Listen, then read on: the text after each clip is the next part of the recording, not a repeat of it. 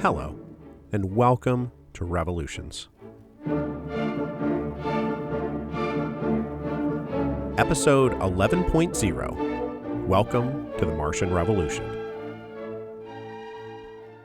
250 years after the event, the Martian Revolution remains one of the most formative events in human history. This is not a novel observation. Contemporaries quickly realized the momentousness of it all as it was happening. Historians have only amplified the conclusion that the Martian Revolution was a big deal. A really big deal. Every political, social, and economic trend in interplanetary history runs through that chaotic decade. Its results and outcomes and legacies form the basis of modern human civilization. Everywhere you look throughout the solar system, the legacy of the Martian Revolution lives on. Now, I acknowledge that there has not exactly been a surfeit of writing about the Martian Revolution. Over the past 2.5 centuries, I don't think a single year has gone by where something hasn't come out about it. Macro histories, micro histories, biographies, screen vids, EPUBs, music, immersives, whatever. The Martian Revolution is endlessly fascinating and has endlessly fascinated us. It certainly has endlessly fascinated me, which is why I'm here to walk you through it point by point, day by day, year by year. From the death of Vernon Bird all the way through to, well, you know how it ends, obviously.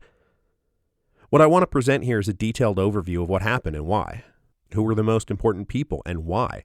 So that when you go forth to go engage with that mountain of material available on the Martian Revolution, you'll have a very firm grounding on the who, what, when, where, why, and how of it all.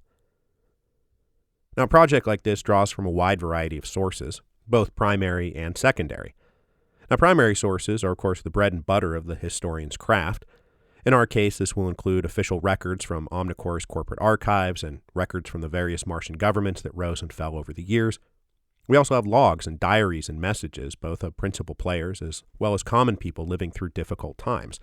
The logbook of Presley Wu, for example, is always going to be a great resource for information on what it was like to live through all of this just on the quotidian daily level.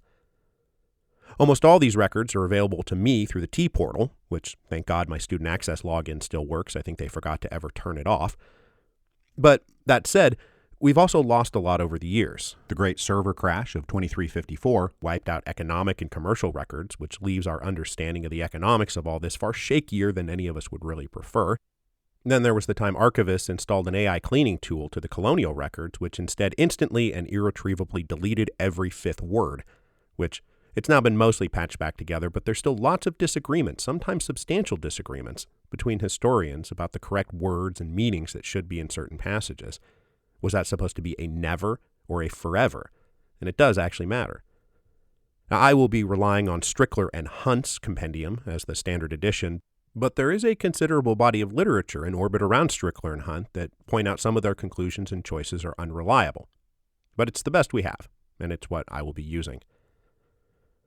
For secondary sources, secondary sources on the Martian Revolution are voluminous. The first true histories were written in the decade after the fact, and since then, the revolution has never been out of print. These early histories are both beneficial in that they have access to materials that we've now lost, but we also now have material that wasn't available to those first generations of historians, particularly the Werner deposit, which ended an early historiographic debate about the culpability of Timothy Werner in the Bloody Sunrise Massacre. For years, it was an open debate whether he was the one who gave the order or not. The Werner deposits, discovered 100 years later, make it crystal clear that it was him. We have him saying so in his own words.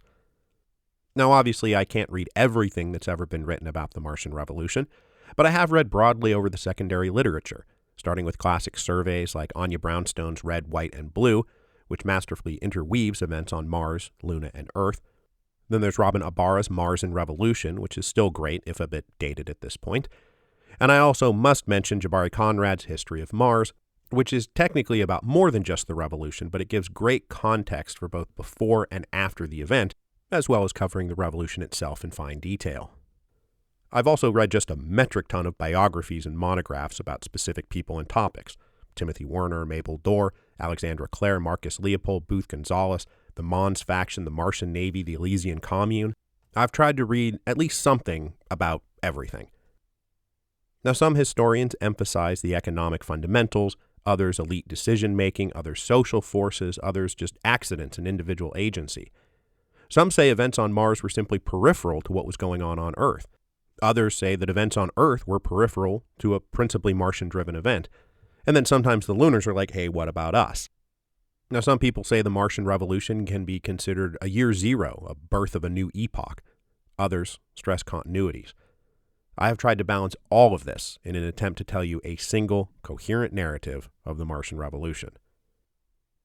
So whether you are here because you already know a lot and just love talking and thinking about the Martian Revolution, and hey, who among us, or whether you are engaging with the revolution for the first time, I hope this show continues and contributes to a historical conversation, debate, and exchange of ideas that will never end.